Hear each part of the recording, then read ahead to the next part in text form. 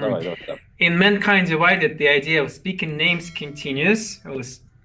Everything from the names of stations to locations and complexes has a Czech translation. Like Czech, the Utolok station is a refugee shelter. The name Talas Rakar refers to myths in which he must protect people from external dangers. He's also sent like Nydia in ancient Greek myths, and there's also Janus, like the two-faced god. And here we want to ask about the first conversation with Marchenka. Adam refuses to discuss ancient Greek myths. Why? If there's so many of them in the game, why?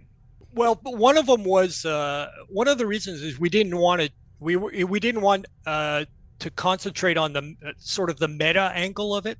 Mm-hmm. So all these names are they're derived from all these myths and religion and stuff, but that's us. That's for the player. It's not for Jensen. So we actually pulled back on that. Now I remember that actually. I remember that conversation of Jensen actually saying, ignore that. It means nothing.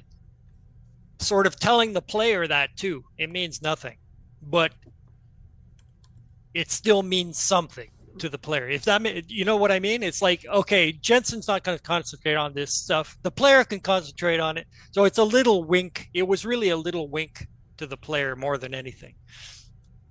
But the fact that we put him in there is just continuity. The original Deus Ex did it. Mm-hmm. HR did it. We did it. We're gonna put meaning in these things, or at least hint at stuff.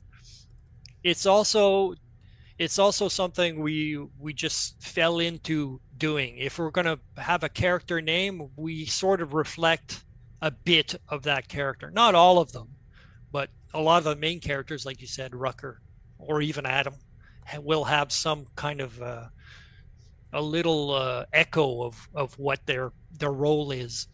It's not meant to be anything that you dive into, but real fans will go, yes, and they will also go, look at Jensen. He's going to say, no, forget it. I don't want to talk mythology with you. Yes, that's right. So it's a little bit of a fun we had with hopefully the people who played and saw that.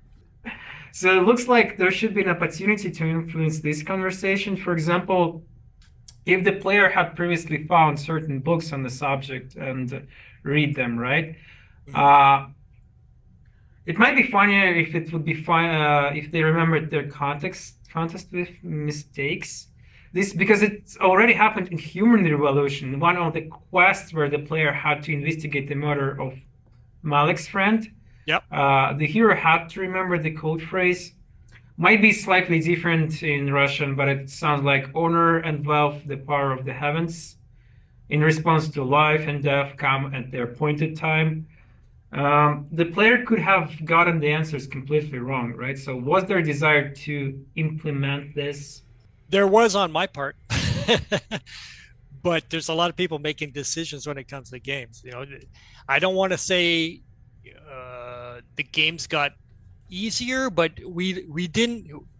There was a lot less of true discovery of things left to the player. A lot less, even in HR, right?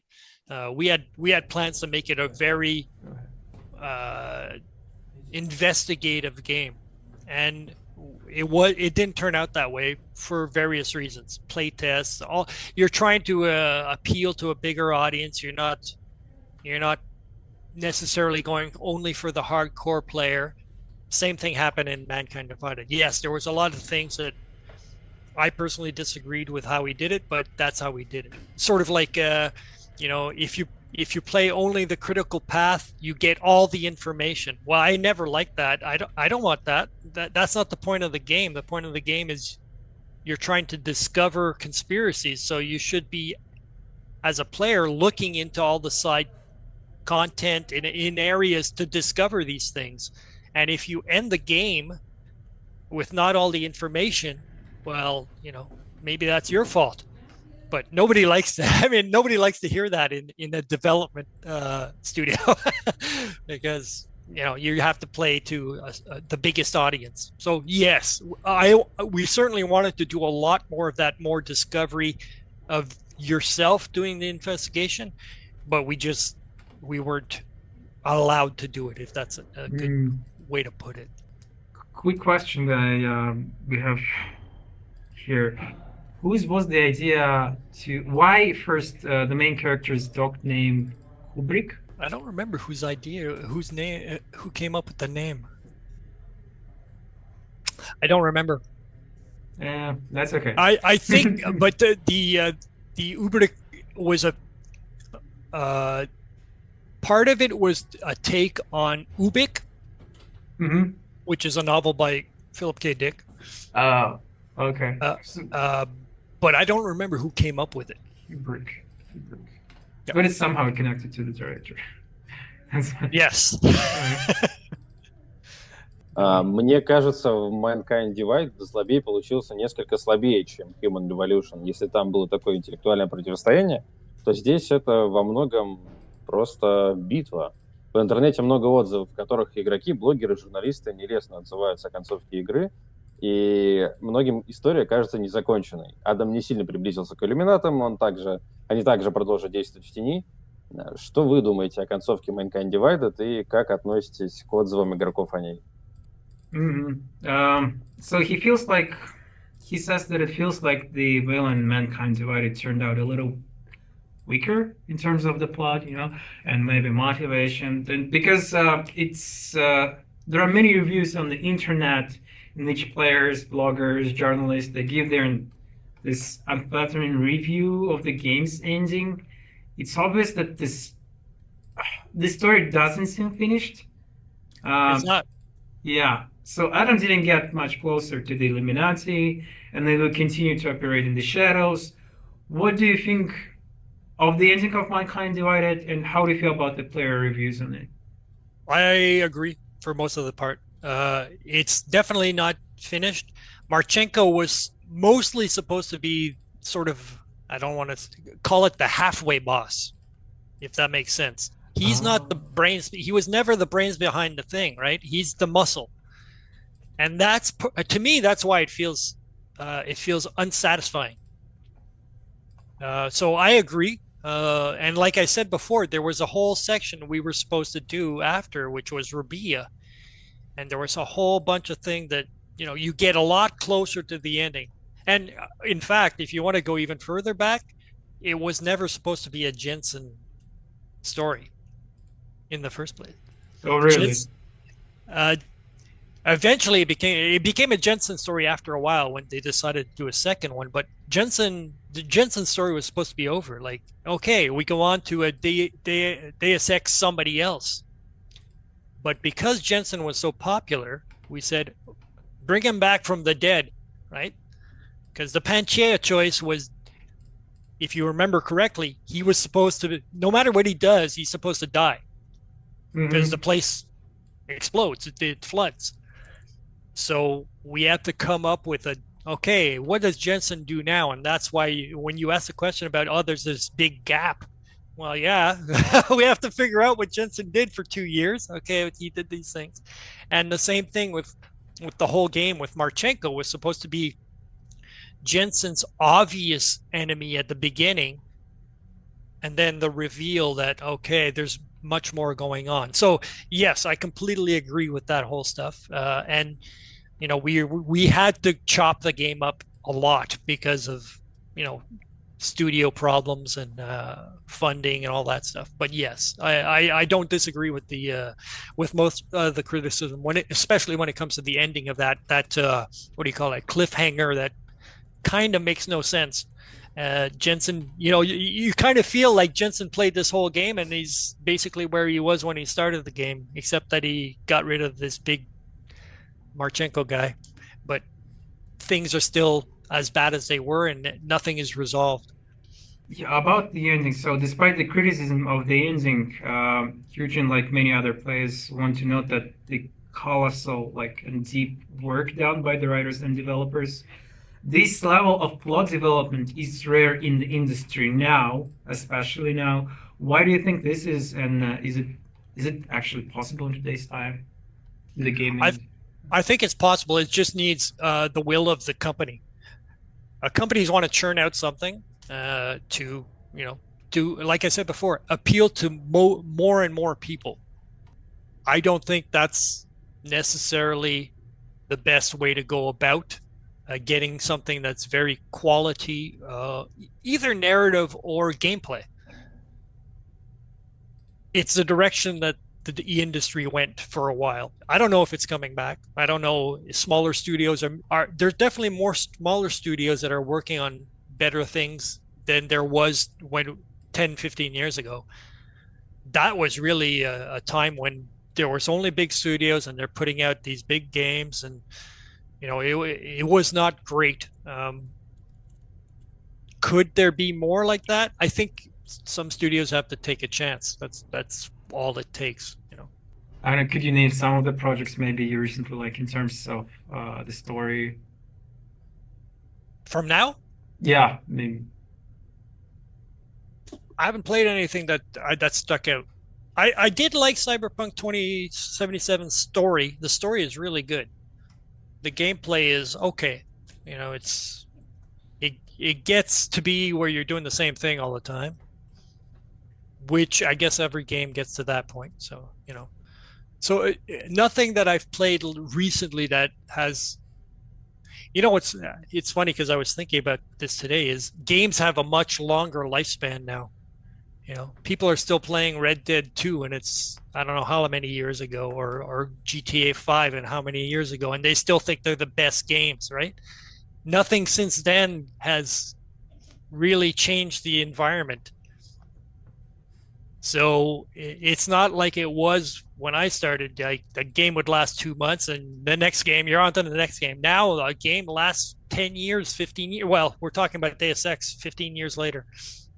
Oh, yeah. So I don't know. I don't know what it's going to take for it to evolve in a different direction, or maybe it just needs to be a thing where studios don't want to necessarily have the most profit and the most fans. They just want to put out something good, make some profit, go on to the next one. But it's hard to convince people to do that, as you can see by the fact that the next Deus Ex is not coming, as far as we know. So Yeah, why? I don't know. It's a good story. There's room for doing a lot of things, and it's just not doing so. this is the next question. It is. I knew it was coming. Да, я хотел бы спросить, вот эта часть с Раби, пойдет ли она куда-то, и были ли на нее какие-то планы, возможно, продолжение или еще что-нибудь, и вообще удалось ли вам поработать хотя бы немного над продолжением этой истории?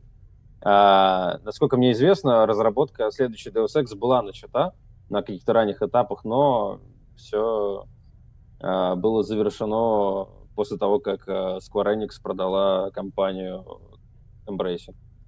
Вот, и та уже свернула все разработки. The things that were cut out from the final scene in Mankind Divided, would it go to a new part of Mankind? And did you manage to work on the continuation of the story? It would probably go to the new part. I would suspect the plan was to go to this new city that we talked about, Rabia, the augment city created by Santo. The story itself, it changed so much when we had to cut that I'm not sure where they would go with it after. I suspect he can never catch up to the Illuminati. We know this. And that's one thing that it was tough to try and bring about. How are we going to do that? Because we know the Illuminati keep going until 2050. We know some of those same characters that are in the Illuminati inner circle are in 2050. So Jensen can never get there and do something concrete. So what can happen? That was the question we were trying to answer at some point. So we did have, I think there were 5 in the members. We did have one name that we could get rid of, and that was the one that Jensen would have caught up to and done something. But the repercussions of it, here's something. The repercussions were that by Jensen doing this, it causes Deus Ex, if that makes sense.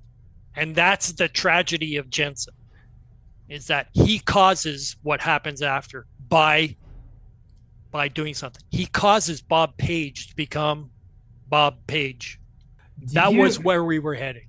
Did you manage to work on the continuation of the story? So as far as Eugene mentioned, as far as he knows, the development of the game was started, but then Square Enix decided to sell Eidos to Embracer Group. Yep. And they recently shut down the whole development, right? So I was not involved, although I was in contact with people to try and get back in and be on the team. And then it went away. It went away. So yeah, I would have loved to have been there to finish it off, but so far no news since then. Like nothing at all. I mean, I just well, most of the now, as far as I know, most of the team that was there for HR or for Mankind Divided have gone somewhere else anyway. So it would be a completely different team, as far as I know, if Eidos took it up again. But since they announced that it was shut, I have heard from no one. So I don't know. I can't guarantee that they're not working on it, but I'm pretty sure if they took that decision and announced it, they're probably working on other things right now. Although I guess all the work that had been done is just sitting there. Whatever that means. I don't know how much they got, how far they got. So they don't plan any remakes because I couldn't tell you. Okay, I see. I don't know, I have anybody in there right now that I could even ask. But as far as I know, no, they don't plan any remakes now. Maybe they'll start again in a few years if they're given. I think Embracer has decision making on what projects they can do within the studio. So until they change their mind, then I don't think anybody's going to work on it, and I don't think they're going to necessarily sell the IP. I don't know. So we've been talking about this Deus Ex project, right? The plans about the continuation of the story, maybe the prequels. Maybe the original writers don't want to do that or don't have a chance to do that, but fans do. Have you seen this short film, Deus Ex? No, I haven't. Really? Oh. Is it good? Да, вполне. Yeah. It's a fan film, not a big budget. Yeah, it's a good film. We will send you the link after. Yes, please. I'd like to see that. I haven't seen too many. Actually, I haven't seen that much other media that is set in this kind of world. We talked about a few like Blade Runner, but I've never seen anything like Deus Ex really. That I remember one called Human or Becoming Human or something like that. Was close. But this is a long time ago. Deus Ex. Oh, no, that's not. It's Ex Machina. No. Ex Machina. Maybe that's it. Maybe that's it. With Oscar Isaac. This one. Maybe, yeah. But there isn't that much, and I'm surprised that it hasn't caught on more, especially given Blade Runner and Blade Runner 2049. There's not that much that is out there in the media in terms of very cyberpunky type of setting. So do you think there's no chance that some of the producers would like to make a movie about that? There's a certain trend right now in Hollywood. The project has been out there for 7 years, more than that, 8 years, a Deus Ex movie project. But there's never it doesn't gather any momentum. So I don't know. I don't know why, and I don't know if it will ever be done. If it will be ever done, would you like to be connected and work on this story? Yes. I hope they see this and call me, but I don't think that's going to happen. Definitely. Have you had, we checked the portfolio, there are a bunch of works in games, but have you had a chance to work as in the movie industry maybe? And would you like to, if you had, would you like to try yourself again? I've never tried. I've never tried to get in there. I've written little episodes for things, but I've never really tried to write a movie or get into the movie industry. Not interested? Why is it I'm like not so- really interested. I think I'm not sure how much impact writers have in the movie industry beyond just here's a script and it goes off and somebody has their vision of your script. Mhm. I'm not sure how if I would even like that. I'd have to just give it away because you have a lot less impact in a movie as a writer than you do in a game. Because in a game you're right there all the time and you're in the engine. Well, I was, technically I'm pretty good. So I was in the engine scripting and making it come alive a bit. I suspect in a movie or television or anything or streaming services, you hand off your script and that's it, which is not a bad thing necessarily. But I just think I would not like to see something on screen and not like it. Not like the interpretation. I'd be like, oh well, that's not at all what I was thinking, So there might be. I would never close a door to it, but it's not something that I've looked into. I guess our next question is kind of connected to the difference. We want to mention the shadow on the top right where we also worked. So I think it's kind of different position, right? For example, in Deus Ex, you were a narrative designer and the writer. In Shadow of the Tomb Raider as a game writer. There's also Watch Dogs Legion. It's lead writer. What's the difference? In a lot of cases, there's not that much difference. Like we started the interview, I was talking about how roles have differentiated over time. So originally, narrative designer was everything. So you did the writing, you did the coding or the scripting, you did some of these things. Eventually, those things split to now you're just a game writer and you write.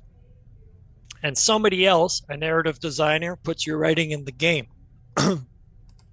I've never done one or the other. I've always done both. But on different projects, they'll call that different things. So sometimes they'll call you a narrative designer, sometimes a script writer, sometimes a game writer. Really, for me, there's no difference because I always do the same thing. I'm always in the engine and I'm always writing. But on some projects, some people only do the writing. Only writing, and some people only do designing. That's really the difference.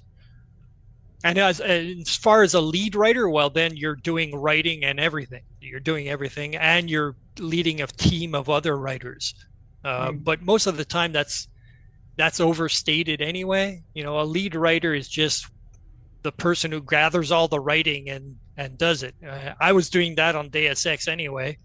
And on the HR&M, I kind of was doing the same thing with a bunch of other writers. So, there's no real difference, except there is a difference when you get into bigger projects because they won't let you do everything sometimes, unless you just do it without asking. That's me. Did you do anything without asking on the Deus Ex? All the time. All the time? Yeah. Because especially on the first one, we for most of the time we were only 3. It's a lot of writing for only 3 people. So I was doing a lot of the stuff. I was, casting actors in the studio with the actors, with sound designers. We were all doing those things. So you're doing a lot of things. You're not just sitting there and writing a script. So you said 3 writers on the first part. What about the second part? How many? The second one, we were most of the time we were 5. The first one we were 3 most of the time, but every once in a while a new writer would show up for 5 or 6 months on contract and help out. So 4, 5, then back to 3. On the second one we were 5 most of the time, and then we had a couple others that came in and did some things. Oh, yeah, you mentioned that you also work on Shadow of the Tomb Raider, right? Says you inherited the legacy of Rayana Pratchett. She's usually in the internet. She's often criticized for superficial and predictable plots. And honestly, Shadow of the Tomb Raider seems like a kind of work on mistakes. we feel like that this is the kind of Tomb Raiders it was supposed to be, and thanks to everyone who worked on its development. Did you have a plan? Did you have discuss things you would definitely change in your approach to the story? Yes and no. The Tomb Raider is such a different thing, different type of game, different thing to Deus Ex, that it's so linear that you can really craft a story arc, if that makes sense. Now definitely the Tomb Raider we did had some different elements that, like, we had a hub, almost a city, right, where you go to. I forget the name of the city, but where all the Inka are. So that was something that hadn't really been done in a Lara Croft game in a big way. There were some in the ones before, a little bit like a village that you can interact. So that we brought to me, that didn't actually add that much to the game, and I'm not sure it was a greatest decision to do that. Does that make sense? You know what I mean? Like that whole central part where we tried to turn Lara Croft into this other type of game, where you're with the natives and you're doing little side quests, and I'm not sure that added that much to the whole Lara Croft Tomb Raider thing, because the Tomb Raider thing is you're in tombs and you're solving puzzles and okay, there's some fighting. So I understood why, it's to get more content, it's to get more of an idea of a bit of Lara Croft's character in that. But I'm not sure that it worked, because we were trying to change Lara Croft a bit, the dark side and the light side and all that stuff. So yeah, I think there was a lot of content there that I don't want to say could have been skipped, but a lot of it could have been skipped by players. They just go right through, right? They just follow the critical path. Проводили ли вы какие-то исследования истории народов Мексики или Южной Америки? Просто для меня это важно, потому что действие Rise of Tomb Raider было в России, и там исторически все было мимо. Название города и сам город находились не в тех местах, и совершенно взято из других эпох, и как бы намекает на уровень исторического погружения прошлых авторов. Yeah. Did you conduct any research on the history of the Mexican and South American peoples? Because he says that it's important because Rise of Tomb Raider took place in Russia and fought completely off. The name of the city is like even the name of the city Kiresh, right? It refers to an actual place in another part of the country, which hints at the level of historical immersion by previous authors. Have you studied any research? Have you conducted any research? There was a lot of research done on that project, because they were trying. It wasn't supposed to be specifically exactly like us, because we were trying to connect all the three, the Inca, the Maya, and the Aztec, all the three civilizations, and they're way far apart. In our minds, a lot of people think they're all the same, but they're not the same. They're far apart in time and far apart in geography. And so to try and link all three, there was a lot of we took a lot of like artistic license to try and link all three so that it made sense. I don't think it necessarily made sense to travel all these things that were never connected, and yet trying to connect it with a Lara Croft story. So I agree with a lot of what people say, that there's a little mistakes in there. Yeah, there's a lot of holes in stories sometimes, because you're trying to, even in Deus Ex, it's the same thing. You're trying to make connections, and they don't always make strong connections that people go, yes, no.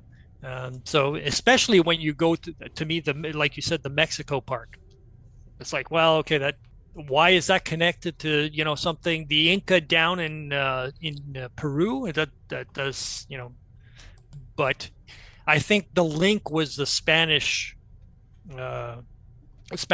expansion. That was what we tried to do. It wasn't necessarily fully successful, but there were so many things we tried to fit in there to try and make sense with the mythologies of all the three peoples. It wasn't smooth. But it works. Yeah, well, I mean, it worked in a Lara Croft style story. Okay, yeah. You also worked on Watch Dogs Legion. I honestly didn't play it. Eugen played the first two parts, but he skipped this one. He likes the series because each part was more experimental than the last one. For example, the first one was serious and grim, but quite cautious.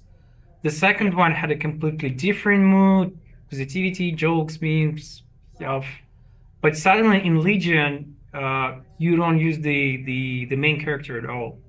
We can play as anyone, right? Yeah. And there's a project similar to this. I think in Driver San Francisco, the player could possess any driver, and is this a similar idea? Is it like an adaptation, or did you arrive at least by another path?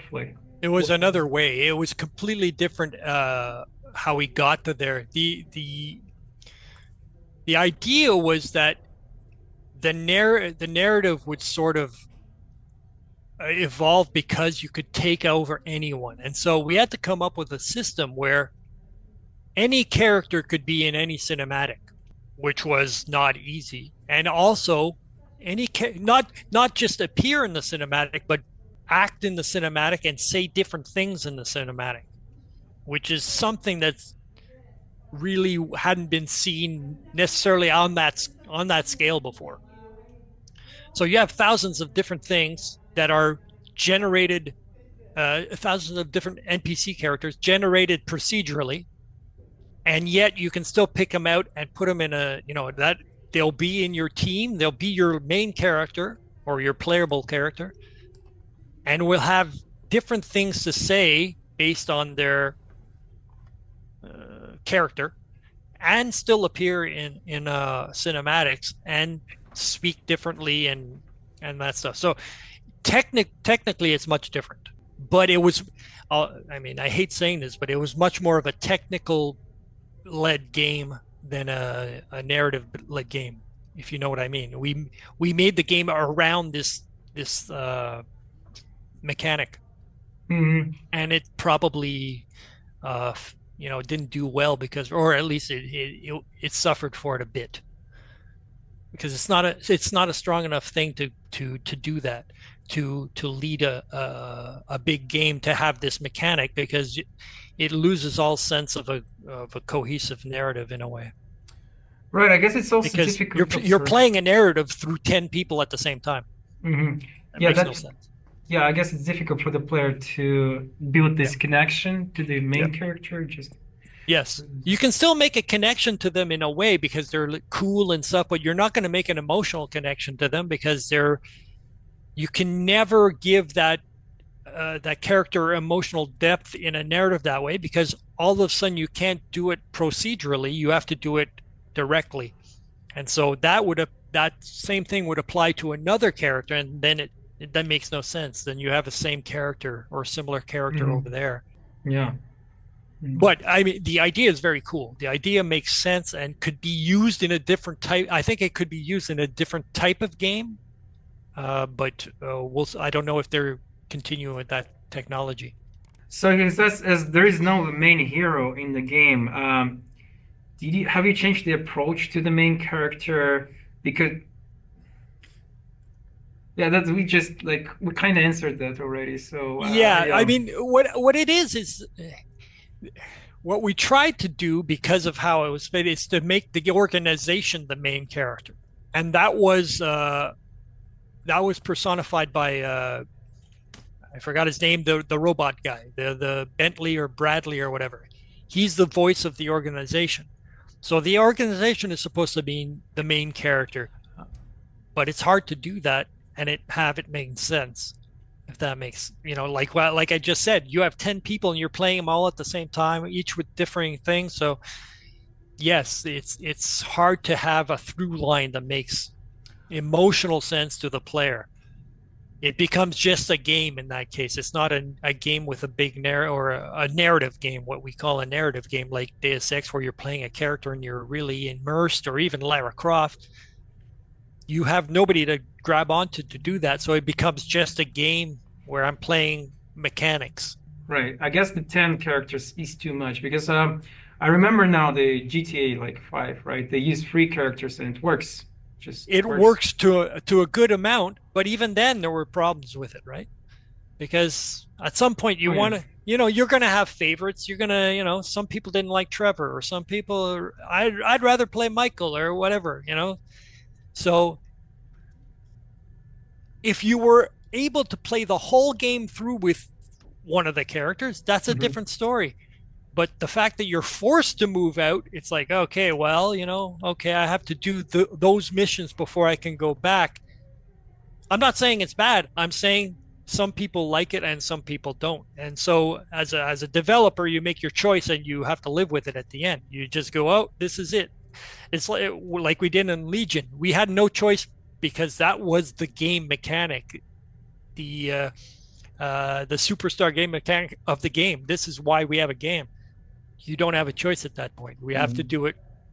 And so you try and make decisions that play to that strength, but it doesn't always. Right. I see that the light drastically changed. Is it night already? Yeah, it's about 4 o'clock, so the light is dimming a lot. Is it getting? I'm getting creepy now. We have a night too. It's 12 hours a night. Like Canada and Russia are very similar to weather conditions, so yes, you pretty much have the same weather. Yeah, might be 3 Yeah, we degrees, don't. It hasn't been too cold yet, but we've got quite a bit of snow already. Yes, we have to. Yeah. We have no snow in Missouri. Sorry. Okay, but we're almost done with the questions. Like 3 easy questions, I would say. So in your career, you worked on projects with very different levels of plot development. Of course, regardless of the project, the amount of work was enormous. However, Watch Dogs, Deus Ex, and Tomb Raider are very different projects, very different. Which one was the hardest work to work on? Which one was the hardest to work on, and which project do you like the most? Easily, Deus Ex is the project I like the most, easily, by a long shot. And, part of it is that I'm a fan of Deus Ex, and I always have been. So that's without a doubt.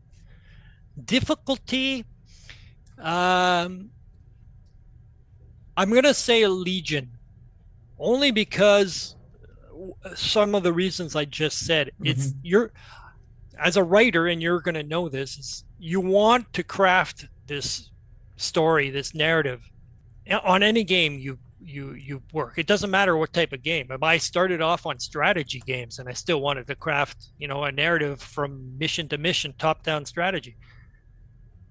So after having worked on games that specifically were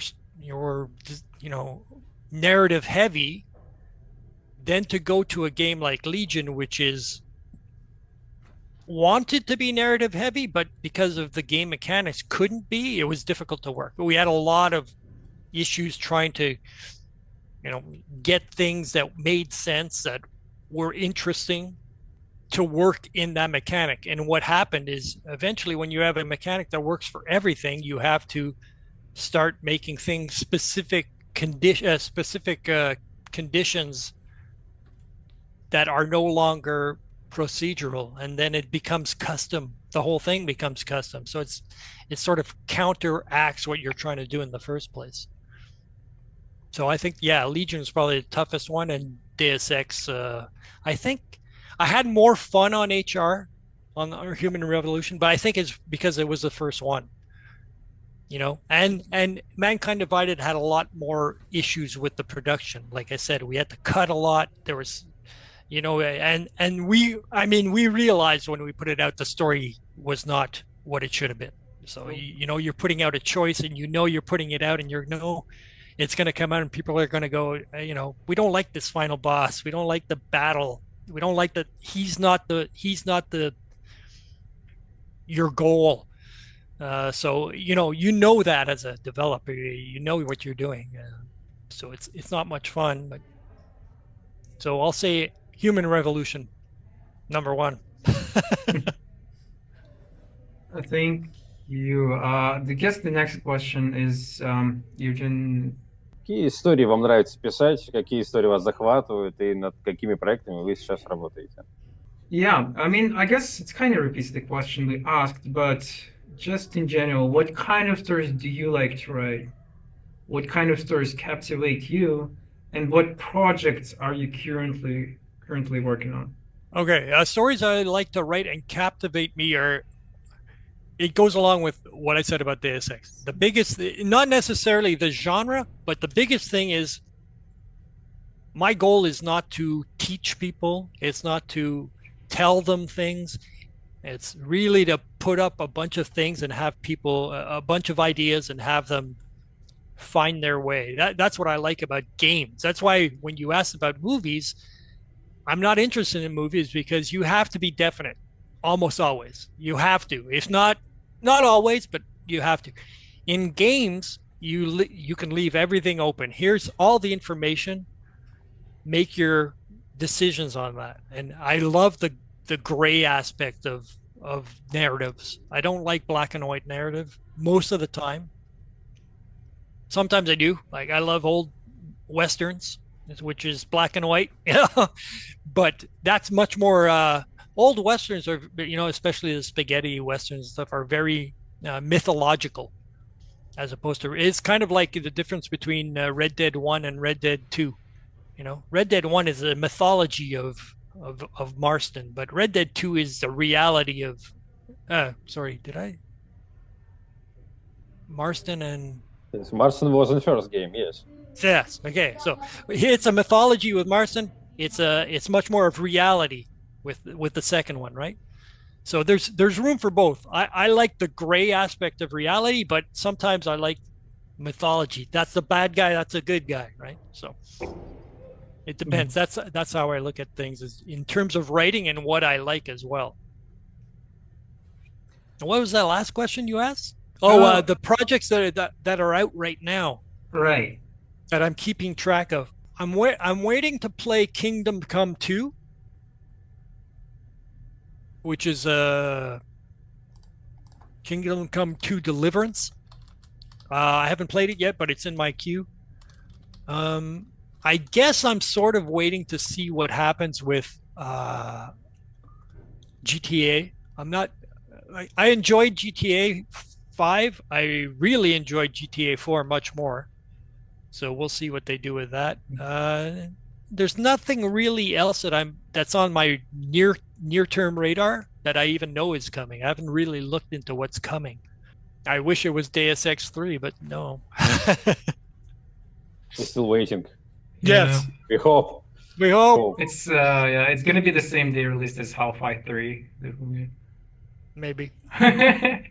Like, also, waiting for see what they do with Fallout. I like Fallout. Fallout has always been one of my favorites since the first Fallout. So I'm always interested in Fallout. I wasn't crazy about 4, but I'll still look at what's going on. And I enjoyed the. I don't know if you guys watched the series. I really enjoyed it. I liked it a lot. I liked the direction they took. But yeah, and as far as games go, I'm not really looking at newer games right now that I'm waiting for. I don't do that as much anymore. I wait till something comes out and I go, oh yeah, I'll try it. But Kingdom Come, I'm interested in try it, and I probably will play it soon. Right now, I'm playing Cyberpunk for like the fourth time or fourth or fifth time because I hadn't played Phantom Liberty, so now I'm playing Phantom Liberties. What platforms what platforms do you usually play? Is it consoles or PC? I've changed back and forth. Early on, it was PC because I was building PCs. Then I went. I mostly did Xbox. I was an Xbox guy. Now I play back on PC. I don't play console. So it depends. You guys, what do you play? I play. I have a gaming laptop. It's small, but it's very good. That's exactly what I have. I prefer the game with the good plots. So I guess the last thing I played is BioShock series. Are you waiting on a new? Isn't there a new one coming? I think they're working on a new one. I think they're just two parts. Are they working? Да, я тоже слышал, что они что-то разрабатывают, но пока не было анонсов. Nothing announced yet. But, No. Yeah. Yeah. I guess the question is. У меня есть еще вопрос. Ну все, давай, что? Как вы предпочитаете играть в Deus Ex? Как пацифиста или прям с пушкой наголо и стрелять по врагам в стиле Рэмбо? How do you prefer to play Deus Ex? Which sounds like a pacifist? I think it's or the. I'm a sneaker. Oh, Complete sneak. Yeah, I play every game that way the first time. I like to sneak around and put them down, and so I'm very much a pacifist and a sneaky guy. Like I said earlier, Thief was one of my like A1 games the first one and the second one, and it played into the it was at the same time. Deus Ex and Thief came out within the same year, and those were basically two of my top ever games. That really I felt immersed in. So I think it's colored everything I did since then. What about Dishonored? I kind of feel that it was like the stealth regime was. I liked Dishonored. I liked it a lot. I like the setting too. I think they did a very cool thing with this steampunky type of thing. It's very nice. It's very nice. I don't remember playing the second one. I think I played both of them. But yeah, very cool. The mechanics of the shadow mechanic or whatever it is there, it's very, very interesting. On your LinkedIn, before that, you usually were working with the studios. Right now it says volunteer crew. I'm not sure what what's that mean. And I was crewing aboard a ship on the ocean. Oh, really? Yeah. Oh. But right now I'm just doing contracts. I do contract work for various studios. What projects are you currently working on? Is there anything announced already? Nothing that's been announced.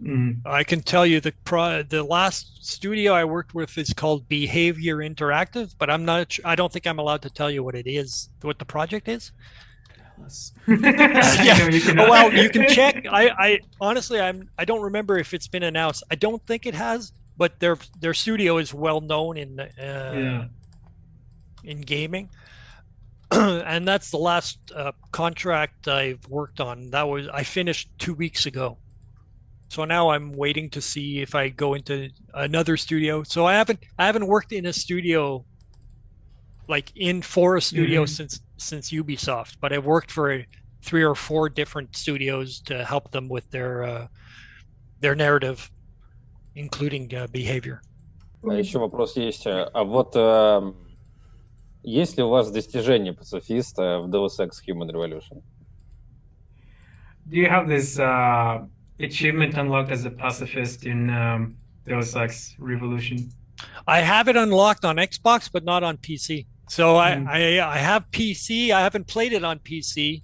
Mankind either. So I don't have Pacifist unlocked on PC. But yes, on Xbox. Мне еще нравится игра про Стражей Галактики, которая сделала та же Eidos. Мне кажется, это очень великолепная игра, которую я прошел, вот как и вы сейчас проходите 4-й раз Киберпанк, так и я проходил ее буквально сразу, как закончил, по 2-му кругу. Вот, играли ли вы в эту часть? Yeah, he compliments the game Guardians of the Galaxy. He says that he was playing this game like right after he finished this for the first time. He starts again and again. How many times have you passed it? Like completed 4 times? Я в нее сыграл дважды. Я прошел один раз по 2-му кругу. Yeah. Так же, как Марк сыграл 4 раза в Киберпанк. Like you're playing 4 times at Cyberpunk, right? Have you played the Guardians of the Galaxy? Oh yeah, all the people I know made that game, so I was one of the first to pick it up and play it and be proud. I was supposed to have worked on that game, and instead I went to Ubisoft. But yeah, I really liked it. The writing is great. The action, the pacing of the game is really nice, and the music, obviously. So yeah, it's a really nice game. it's really like I said, the pacing of everything is perfect, and where they placed everything, developed game. That's what I like about it. It's not the longest thing, but who cares? Mhm. That's not, that's part of the issue. Pacing of everything is perfect, and where they placed everything, and the mechanic of where you gather during the or just before the fight, and you get ready, and you get the music going, and it's really a very tight, well-developed game. That's what I like about it. It's not the longest thing, but who cares? Mhm. That's not, that's part of the issue. We were talking about games today and how big and how what. That's not necessarily the most important part of the game. It's the experience, and there you go. Guardians of the Galaxy experience. It's perfect. I don't know how. I don't even remember how long it was. 12 hours or something, but it's so good compared to some 40-hour games that I'd rather play something like that is really tight and well produced. Thank you. У нас все, вопросы Да, закончились? да. We officially run out of the questions. It took us only 1 hour, 18 minutes? 2 hours, 20 minutes. 2 hours to we start. Oh yeah. I mean, That's pretty good. Kind of lost in the time. Yeah, thank you. Yeah, thank you so much for your time. We usually ask if you first, I guess we're gonna talk about how it's gonna work after, like we're gonna publish it and post it and on YouTube and stuff. But before that, do you have questions to us?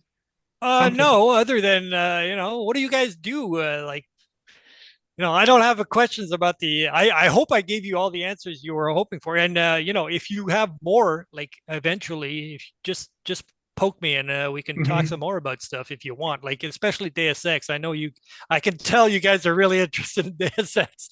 We are, yeah. Like me. But I don't like I said, I've probably forgot a lot of stuff, but if you tell me, like if you ask me questions offline, I can try and do some research in my notes and give you some answers to some stuff, maybe. Right. If it ever happens, if you guys decide, oh wait, we didn't ask this, no problem. Я бы еще хотел спросить одну штуку. Я очень хотел бы пообщаться с композитором Human Revolution, но я никак не могу до него достучаться. Может быть, у вас есть его контакт, у Майкла Маккана? Yeah, he also would like to talk to the composer of Human Revolution, but we can't find him? Can't reach it to him. Maybe you have a contact or something. Michael Mackan? Yeah, Mike McCann. Mike McCann. I met him a few times. I don't have his contact, but I'll see what I can do. Because I still have the contact of the audio director. Mm-hmm. Oh, yeah. So he's the one who was directly with Michael McCann every day. You probably know him, Steve Shepkowski. Oh, yes. See, so I have his contact. So maybe I can poke him and see if he's interested. I don't know but Mike McCann, I have no idea. А разве не голос Стивена Щепковски звучит в саундтреке «Стражи Галактики»? Он же вроде там спел целый альбом. Isn't it the voice of Steven Chbosky sounds in the Guardians of the Galaxy? He's the rocker. He's the band guy. He's the guy who made the record. Right. So it's Star-Lord band. That's the guy, man. А можете нам его контакт тоже дать? We need his contact too. If you have I'll try to get it. Thank you. So we are deeply appreciate your time. Thank you for your time, and we actually really enjoyed the conversation. Great. Yeah. Like I said, if you guys need to do follow-ups, I'm fine with that. I'm pretty free unless I'm working, but right now I'm not working, so it's great.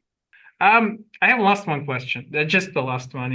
I checked the all this portfolio of yours, and it's very different. Like a lot of games: Rayman, Winx Club, Disney Chicken. I guess what was the funniest game you enjoyed to work on? Was like more Winx creative? Club. Winx Club. Winx Club. You guys know what Winx are? Yes, that's okay. Well, at the time it was new. I'm really? Working on an Italian fashion fairy game. I was like, oh, what am I doing? But it was actually a lot of fun. It was a lot of like surprisingly fun, but completely outside my wheelhouse. Winx Club? What's there was also like Disney Cinderella and things like that. I worked a lot on Disney projects early on. Cinderella was one, and what is it? I forget what it's called. Chicken Little and all this stuff. So, pretty funny. Еще один вопрос есть. One last question. I want to ask about a photo in the background of you. So what is the place? Фото. You ask ты про фотографию? This is Да. Amsterdam. Oh. Amsterdam. Так Yeah, вот. it's a nice place. I haven't been along in many years though. I have no questions. That's all. I have a quick question though. I mean, you mentioned Cinderella game. I'm not sure what was the game. Oh, it was a tiny game called, I think it was on DS. Yes. It was a portable game. So it's a portable because It's a there was like portable. it was like one Cinderella game in 2000s was released. It was very popular in Russia. I don't remember the Oh, title. really? Yeah. I don't think that was it. Yeah, I don't think that's I don't think so. Early on, the first studio I worked in was PC and PS2, I think. But then I went to a small studio where they did Game Boy, DS, I can't remember all the handheld games. So we were doing like games like every 3 weeks, you know. So I didn't put a big list of them, but those were some. Like I put Winx for a joke because anybody who knows Winx is going to go, why is he working on Winx? Well, that's why we were working on PS1, PS2 games, and that was one of them. And it was pretty funny, but we were really doing a lot of smaller projects then. Yeah, I mean, at this point, early 2000s, they were like releasing the game and the movie at the same time. A lot of times. Yeah, and the games are really like, but most of the time. Even now, most of the games that have movies that have to do with games are still no good, right? Like I mentioned Fallout earlier because it's one of the few that is pretty good on its own as a TV show or a movie. There's not that many crossovers that worked out. The Lara Croft movie is, you know, I guess they're okay, but you know, they're not as spectacular as the games. I guess I don't know. It depends on the people, I suppose. Okay, thank you. Thanks, guys. Thank you. Like I said, look up Steve if you can. I'll try and get some info, and I'll send you what I have. Like if I have any files that make sense for you guys, I'll send it. I'll try and contact Steve if he's around. I'm pretty far away, but I'll try. Yeah, and they will send you back all the links we have after publishing. Definitely send me the link to that Deus Ex short. Yeah. Definitely send me that. Okay. Okay. Thank you. Thanks, guys. Yeah, have a nice evening. Bye. Bye. Bye.